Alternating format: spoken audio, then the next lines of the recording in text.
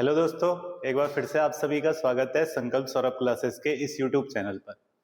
साथियों, आज फिर से एक बार मैं आपके बीच में री एग्जाम से पहले पहले कुछ इंपॉर्टेंट टॉपिक्स को लेकर के आया हूं। जैसे मैंने पीछे कुछ टॉपिक्स करवाए थे, आपने उन वीडियोस को काफी सारा प्यार दिया, इसके लिए मैं आप सभी का आभारी हूं। और यहाँ पर हम लोग आज जिस टॉपिक को डिस्कस करने वाले हैं, ये टॉपिक हमें जनरली हमारे पास जो सोर्स अवेलेबल होते हैं पढ़ने के लिए, उनमें ये टॉपिक उपलब्ध नहीं हो पाते हैं और ये हमारे पेपर पॉइंट ऑफ व्यू से काफी इंपॉर्टेंट है। तो आज हम कुछ महत्वपूर्ण बोर्ड और कुछ महत्वपूर्ण समितियों के संदर्भ में या संगठन के संदर्भ में बात करने वाले हैं। चलिए शुरू करेंगे। यहाँ पर सबसे पहले हमारे पास उत्तराखंड की महत्वपूर्ण समितियां, संस्थाएं या संगठन। और पहली चीज हमारे पास विषय सूची, हम क्या क्या इसके अंतर्गत जो है वो पढ़ने वाले हैं। जैसे यहाँ पर रणनीतिक सलाहकार समिति, इसके अलावा पर्यटन विकास board, Chardham shrine board, UCOST आपका, इसके अलावा आपका चारधाम विकास बोर्ड हो गया। यहाँ पर चारधाम श्राइन बोर्ड और चारधाम विकास बोर्ड दोनों अलग अलग चीजें हैं। भागीरथी नदी घाटी प्राधिकरण या इसके अतिरिक्त और भी कुछ अन्य चीजें हमारे पास यहाँ पर हैं। तो आज हम इस वीडियो में लिमिटेड चीजों पर बात करेंगे और कुछ चीजों को यहाँ पर ध्यान से समझने का प्रयास करेंगे। उन सभी में हमारे पास सबसे पहले यहाँ रणनीतिक सलाहकार समिति है, इकोनॉमिक एडवाइजरी कमेटी है। और ये कमेटी जो है strategic planning for Uttarakhand economic growth, इस पूरी कमेटी का नाम है। क्या रणनीतिक सलाहकार समिति है और क्या करती है ये समिति, सबसे पहले इस समिति के बारे में समझने का प्रयास करते हैं। कुछ चीजों को हमें स्लाइड में से छोड़ना पड़ेगा जो आपके लिए आवश्यक नहीं है, वो मैं यहाँ पर बता दूंगा कि क्या क्या आपको ध्यान रखना है। सबसे पहली चीज, रणनीतिक सलाहकार समिति क्यों बनाई गई है, क्या कारण है इस समिति को बनाने का। तो इस समिति का उद्देश्य यहाँ पर है कि अर्थव्यवस्था को मजबूत करने के लिए रोजगार बढ़ाना, उत्पादन में वृद्धि करना, बचत और निवेश को बढ़ाना, कृषि, स्वास्थ्य, शिक्षा, पर्यटन जैसे क्षेत्रों में सुधार लाना। तो कुल मिलाकर के आर्थिक गतिविधियों को बढ़ावा देने के लिए इस समिति का गठन किया गया है। बात आएगी आपके पास कि ये समिति कब बनाई गई, रणनीतिक सलाहकार समिति। तो ये समिति बनाई गई 5 जून 2025 को और इसका मुख्य उद्देश्य क्या है, राज्य की आर्थिक वृद्धि को गति देना और विभिन्न क्षेत्रों में विकास करना इस समिति का मुख्य उद्देश्य है। अगर हम यहाँ पर बात करेंगे इस समिति के मुख्य क्षेत्र की, कौन कौन से क्षेत्र में ये कार्य करेगी, तो वो ये सभी क्षेत्र हैं, जैसे रोजगार, उत्पादन, बचत, निवेश, कृषि, स्वास्थ्य, शिक्षा। इन सभी क्षेत्रों में रणनीतिक सलाहकार समिति प्लानिंग बनाने का कार्य करेगी, ये आपको ध्यान रखना है। मसलन यहाँ पर सबसे आवश्यक आपके पास स्थापना तिथि ध्यान रखना हो जाएगा। 5 जून 2025 को इस समिति को बनाया गया और राज्य की आर्थिक गतिविधि को बढ़ावा देने के लिए यह समिति बनाई गई है। बात करेंगे यहाँ पर इस समिति की संरचना कैसी होगी और इसमें कौन कौन सदस्य होंगे। तो ये आपके पास थोड़ा आवश्यक है समझना। रणनीतिक सलाहकार समिति के जो अध्यक्ष होंगे वो मुख्यमंत्री होंगे और यहाँ पर सदस्य इसके अंतर्गत मुख्य सचिव इसके सदस्य होंगे। नियोजन विभाग जो हमारा प्लानिंग डेवलपमेंट जो डिपार्टमेंट होता है आपका, प्लानिंग डिपार्टमेंट, वो यहाँ पर उसके सचिव इसके सदस्य होंगे। मुख्य कार्यकारी अधिकारी सेतु के, है ना, सेतु हमने पीछे पढ़ा भी था, state empowering and transforming Uttarakhand.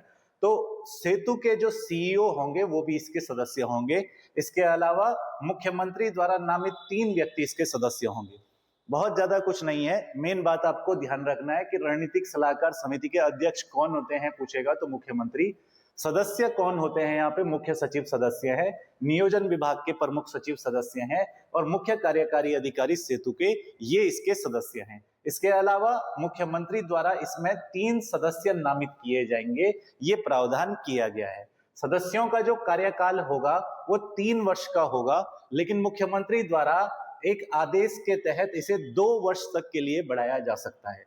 जैसे यहाँ पर लिखा गया है कि 3 सदस्य मुख्यमंत्री नामित करेंगे, तो अभी इस समिति में जो मुख्यमंत्री के द्वारा नामित किए गए 3 सदस्य हैं वो कौन कौन है। उनमें से एक है पूर्व मुख्य सचिव शत्रुघ्न सिंह, दूसरे हैं इंदु कुमार पांडे और तीसरे हैं मनु गौड़। ध्यान रखना है, रणनीतिक सलाहकार समिति में नामित सदस्य आपसे पूछे जा सकते हैं।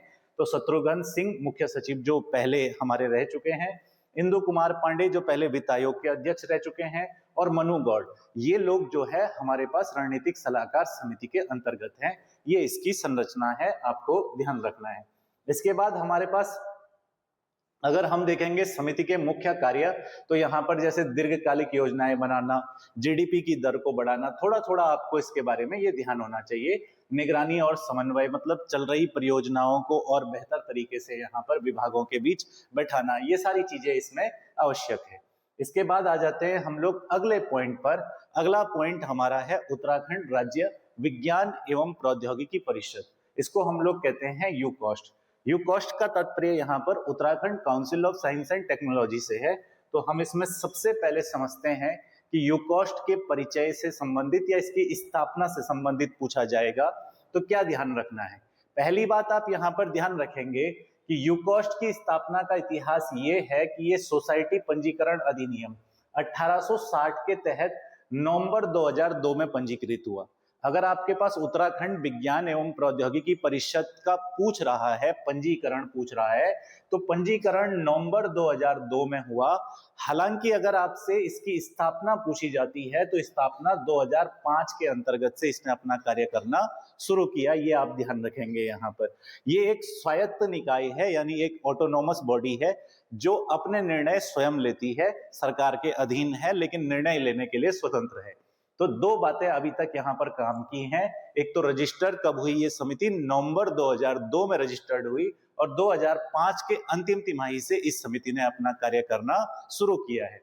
यहाँ पर इसके अंतर्गत अगर हमारे पास राज्य विज्ञान एवं प्रौद्योगिकी परिषद के अध्यक्ष पूछ रहा है कि इसकी अध्यक्षता कौन करता है, तो याद रखना विज्ञान एवं प्रौद्योगिकी परिषद के अध्यक्ष होते हैं मुख्य सचिव, और इसके अलावा इसमें विभिन्न विभागों के प्रमुख सचिव इसके सदस्य होते हैं।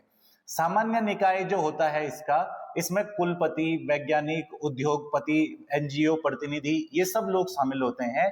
और कार्यकारी समिति जो यहाँ पर विज्ञान एवं प्रौद्योगिकी परिषद की है, उसका दैनिक कामकाज जो है महानिदेशक द्वारा देखा जाता है, और कार्यकारी समिति के इसमें जो अध्यक्ष होते हैं वो विभाग के सचिव होते हैं, यानी उत्तराखंड विज्ञान एवं प्रौद्योगिकी विभाग के जो सचिव होंगे वो इसके कार्यकारी समिति के अध्यक्ष होंगे। जबकि अगर आपके पास उत्तराखंड विज्ञान एवं प्रौद्योगिकी समिति का अध्यक्ष पूछ रहा है तो वो आपके मुख्य सचिव होंगे उत्तराखंड सरकार के, ये आपको ध्यान रखना है।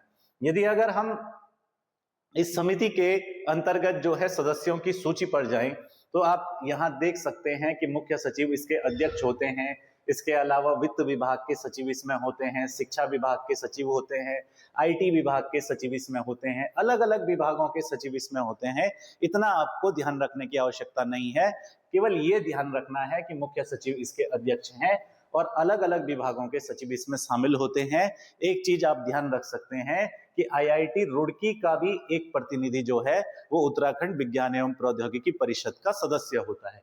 इसके अलावा हमारे पास इस समिति के कुछ महत्वपूर्ण उद्देश्य है। ये नोडल एजेंसी के रूप में काम करती है विज्ञान एवं प्रौद्योगिकी के क्षेत्र में। ये सरकार को विज्ञान के मामले में सलाह देती है।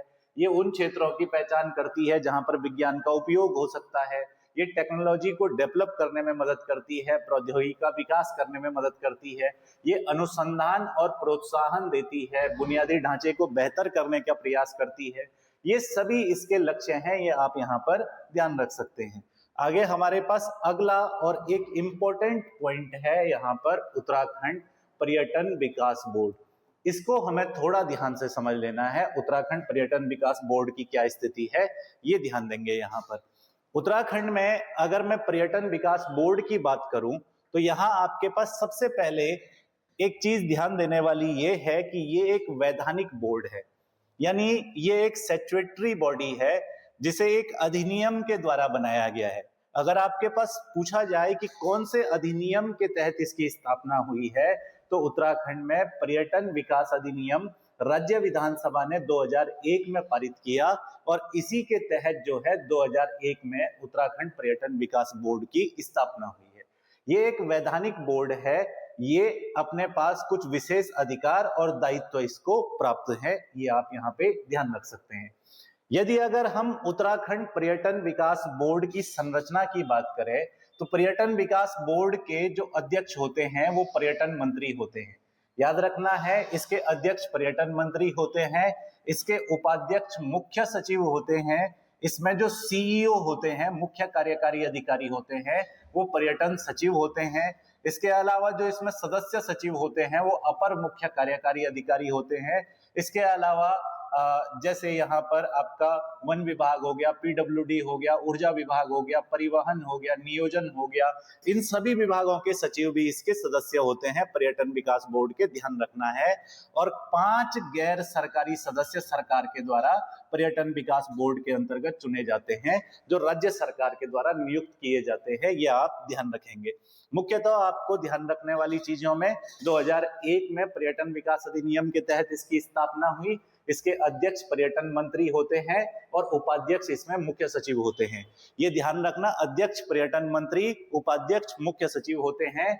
मुख्य कार्यकारी अधिकारी इसमें जो है वो पर्यटन विभाग के प्रमुख सचिव होते हैं। ये ध्यान रख सकते हो आप। बाकी विभिन्न विभागों के सचिव लगभग सभी विभागों में हमारे पास सदस्य होते हैं। आगे अगर हम इसमें आएंगे तो क्या क्या यहाँ पर पर्यटन विकास बोर्ड का कार्य है, इसका विजन है, इन सभी चीजों को आप चाहें तो अपनी सुविधा के लिए पढ़ सकते हैं। पर जो ध्यान देने वाली बात है उसमें एक तो ये कि आपको ध्यान रखना है कि धारा 7 के अंतर्गत, उत्तराखंड पर्यटन विकास अधिनियम 2001 की धारा 7 के अंतर्गत बोर्ड के कार्यों का वर्णन किया गया है। जैसे बोर्ड नीति निर्माण करेगा, पर्यटन को बढ़ावा देने के लिए योजनाएं वगैरह बनाएगा, ये सारी चीजें जो है आपका धारा 7 के अंतर्गत दिया गया है पर्यटन विकास अधिनियम 2001 की। जबकि इस पर्यटन विकास अधिनियम 2001 की धारा 14 में पर्यटन निधि की स्थापना से संबंधित प्रावधान किए गए हैं। ये आपके पास अगर पूछा जा सकता है कि पर्यटन निधि का प्रावधान किस धारा के तहत किया गया है, तो आप ध्यान रखना कि उत्तराखंड पर्यटन विकास अधिनियम की धारा 14 में पर्यटन निधि का प्रावधान है और सभी धनराशि जो है इसमें जमा होती है। ये बोर्ड ऋण, अनुदान, दान सभी चीजों को स्वीकार करता है। यहाँ पर इतनी बातें आप इससे ध्यान रख सकते हैं। आगे अगर हम चलेंगे तो नेक्स्ट पॉइंट आपके पास चारधाम विकास बोर्ड से है। चारधाम विकास बोर्ड का गठन 2019 में हुआ था और चारधाम श्राइन बोर्ड का भी गठन 2019 में हुआ था, लेकिन दोनों अलग अलग हैं। यहाँ पर अभी हम एक एक करके समझने का प्रयास करते हैं। सबसे पहले हमारे पास चारधाम विकास बोर्ड की अगर स्थापना पूछता है तो चारधाम विकास बोर्ड 2019 में गठित हुआ था। राज्य के 4 धामों के विकास कार्यों के लिए जो है इस बोर्ड का गठन किया गया था। इसके यहाँ पर आपसे अध्यक्ष पूछेगा तो चारधाम विकास बोर्ड के अध्यक्ष मुख्यमंत्री होते हैं, लेकिन इसमें एक कंडीशन है। चारधाम विकास बोर्ड के अध्यक्ष होते मुख्यमंत्री हैं, लेकिन इसमें एक कंडीशन है भाई। कंडीशन क्या है कि यदि मुख्यमंत्री हिंदू न हो तो वरिष्ठ मंत्री इसके अध्यक्ष होंगे। यानी अगर मुख्यमंत्री हिंदू है तो वो तभी चारधाम विकास बोर्ड का अध्यक्ष होगा। अगर मुख्यमंत्री हिंदू नहीं है तो ऐसी स्थिति में जो वरिष्ठ मंत्री होंगे वो चारधाम विकास बोर्ड के अध्यक्ष होंगे। ये ध्यान रखेंगे आप। दूसरा, इसमें उपाध्यक्ष कौन होता है चारधाम विकास बोर्ड में? तो धार्मिक मामलों और संस्कृति के जो मंत्री होते हैं वो इसके उपाध्यक्ष होते हैं। इसके अलावा इसमें कौन कौन पदेन सदस्य होते हैं? इसमें मुख्य सचिव सदस्य होते हैं, पर्यटन, संस्कृति, धर्मस्व, वित्त, इन सभी विभागों के सचिव भी इसके सदस्य होते हैं। विशेष आमंत्रित सदस्य इसमें कौन होता है? तो केंद्र सरकार के संयुक्त सचिव स्तर का एक सचिव जो है वो इसमें विशेष आमंत्रित सदस्य होते हैं इसकी बैठकों में। अगर आपके पास इसमें सदस्य सचिव बोल रहा है तो इसके सीईओ जो है एक वरिष्ठ आईएएस अधिकारी होते हैं, ये ध्यान रखना है आपको। और इसमें अन्य सदस्य अगर आपके पास पूछेगा तो अन्य सदस्य वाला प्रावधान भी आवश्यक है। इसमें चारों धामों के पुजारी शामिल होते हैं, सांसद शामिल होते हैं, विधायक शामिल होते हैं और टिहरी रियासत का एक प्रतिनिधि शामिल होता है। ये ध्यान रखना, इंपॉर्टेंट होगा आपके लिए। आपसे पूछेगा कि किस बोर्ड में टिहरी रियासत का प्रतिनिधित्व होता है, तो चारधाम विकास बोर्ड जो है उसमें एक प्रतिनिधि टिहरी रियासत का भी आवश्यक रूप से होता है। तो 2019 में ये बना। इसके अध्यक्ष, सदस्य वगैरह ये आप ध्यान रखेंगे अच्छे तरीके से। बाकी हमारे पास आगे हम लोग चलेंगे तो अगला बिंदु चारधाम श्राइन बोर्ड से है। चारधाम विकास बोर्ड अलग है और चारधाम श्राइन बोर्ड अलग है, दोनों अलग अलग चीजें हैं। ये बोर्ड 2019 में बना, हालांकि 2021 के अंतर्गत इसको समाप्त भी कर दिया गया। क्या कारण था वो देखते हैं। सबसे पहले पहली बात तो 2019 में इस बोर्ड का गठन हुआ, चारधाम श्राइन बोर्ड का। और ये जो चारधाम श्राइन बोर्ड बनाया गया था, ये वैष्णो देवी और तिरुपति बालाजी मंदिर के तर्ज पर बनाया गया था 2019 के अंतर्गत। इसके लिए एक अधिनियम भी पारित किया गया था, चारधाम श्राइन बोर्ड अधिनियम 2019 में। अब इसका उद्देश्य था कि मंदिरों का प्रबंधन करना, जैसे चार धामों के अलावा 51 मंदिर इसमें और शामिल किए गए थे। लेकिन जो है 2021 के अंतर्गत सरकार के द्वारा यहाँ पर इस अधिनियम को निरस्त कर दिया गया और वर्तमान में बोर्ड कार्यरत नहीं है, तो इतना हमारे पास ये इंपॉर्टेंट नहीं है। चारधाम विकास बोर्ड इंपॉर्टेंट है, चारधाम श्राइन बोर्ड इतना इंपॉर्टेंट नहीं है। हालांकि पूछ भी लेगा तो ये ध्यान रखना कि 2019 में चारधाम श्राइन बोर्ड बनाया था, 2021 में उसको समाप्त कर दिया। आगे चलेंगे हम यहाँ पर। नेक्स्ट पॉइंट आपके पास ये एक इंपॉर्टेंट पॉइंट है, भागीरथी नदी घाटी विकास प्राधिकरण। ये भी आपको ध्यान रखना है। ये प्राधिकरण कब बना? तो ये प्राधिकरण 4 अप्रैल 2005 को बना है। क्या है इसकी स्थिति? सबसे पहली बात आप ध्यान रखेंगे कि उत्तराखंड के अंतर्गत एक अधिनियम आया 2005 में। इस अधिनियम का नाम है उत्तरांचल नदी घाटी विकास एवं प्रबंधन अधिनियम। उत्तरांचल नदी घाटी विकास एवं प्रबंधन अधिनियम 2005 की धारा 3 के क्लॉज 3 के तहत 4 अप्रैल 2005 को गठित हुआ हमारा भागीरथी घाटी विकास प्राधिकरण। याद रखना है आपको, भागीरथी घाटी विकास प्राधिकरण 4 अप्रैल 2005 को गठित हुआ उत्तराखंड नदी घाटी विकास एवं प्रबंधन अधिनियम के तहत। दूसरी बात, इससे पहले उत्तर प्रदेश सरकार के अधीन भागीरथी नदी घाटी विकास प्राधिकरण को गठित करने की अधिसूचना 1990 में जारी हुई थी।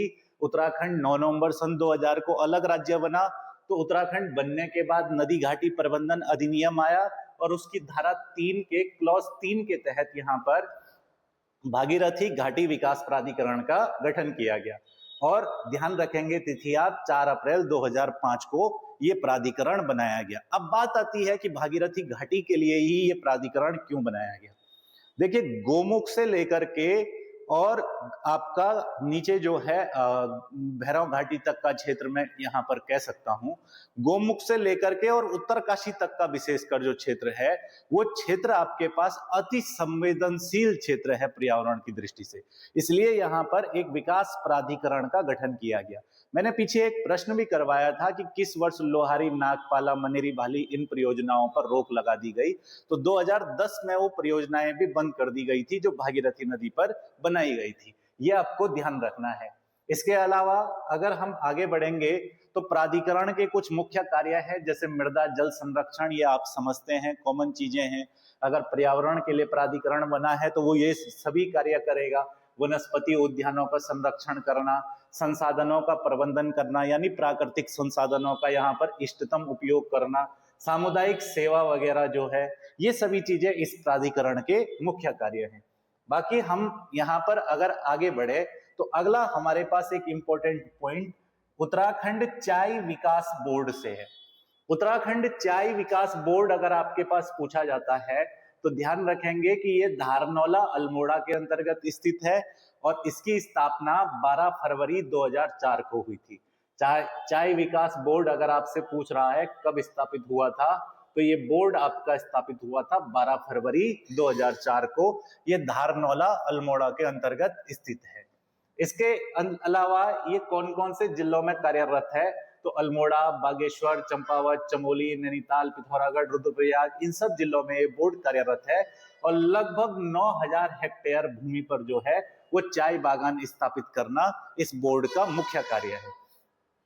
आगे बढ़ेंगे तो अगला हमारे पास यहाँ पर बिंदु SCERT से है, उत्तराखंड राज्य शैक्षिक अनुसंधान और प्रशिक्षण परिषद, है ना। ये आप ध्यान रखेंगे यहाँ पर कि उत्तराखंड राज्य शैक्षिक अनुसंधान और प्रशिक्षण परिषद अगर आपसे पूछा जाता है तो इसकी स्थापना 17 जनवरी 2002 को हुई है।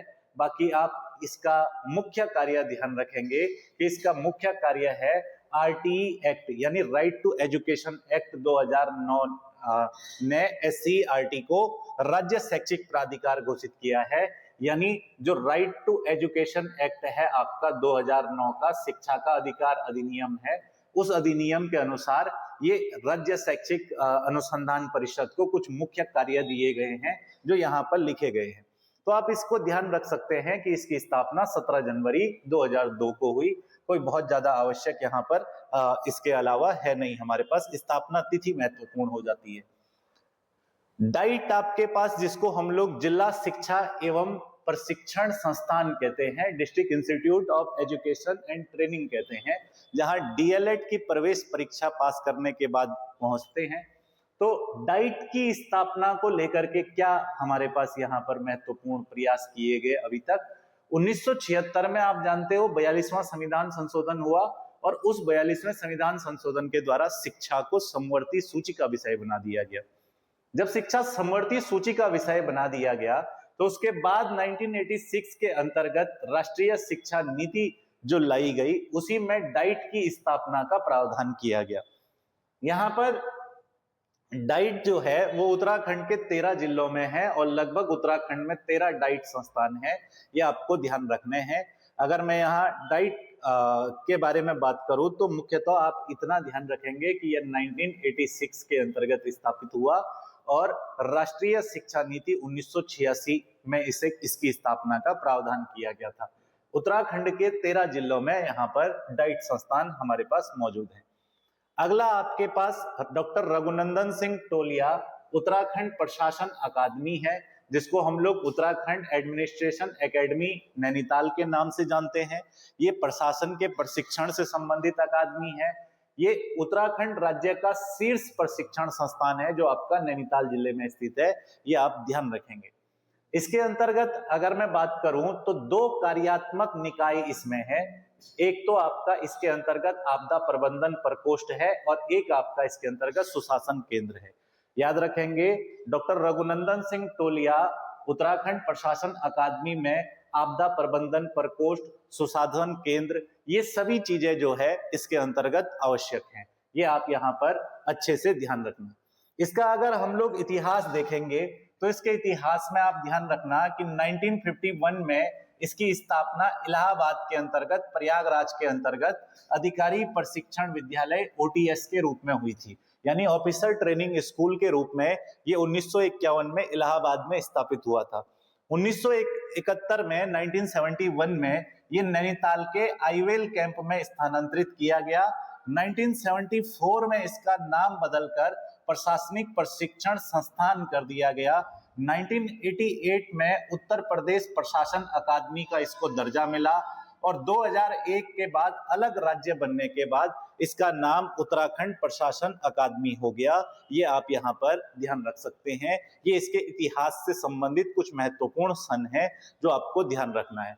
विशेष तौर पर यहाँ पर प्रशासनिक जो अधिकारी होते हैं उनकी ट्रेनिंग वगैरह होती है और 2 प्रकोष्ठ इसमें है, एक आपदा प्रबंधन प्रकोष्ठ है और एक सुशासन केंद्र है।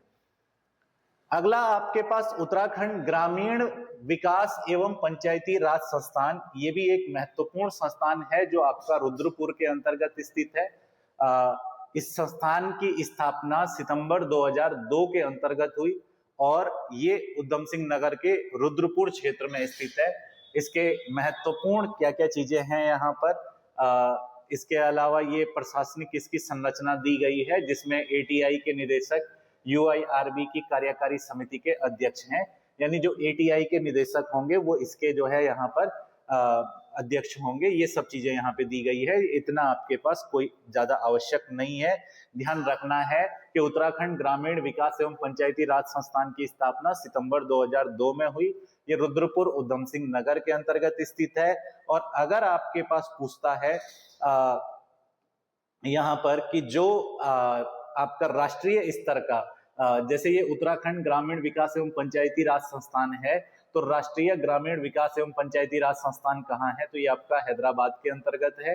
ये आपको ध्यान रखना है। वन प्रशिक्षण अकादमी आपकी हल्द्वानी के अंतर्गत है और UTI अभी हमने पढ़ा था वो आपका नैनीताल में है।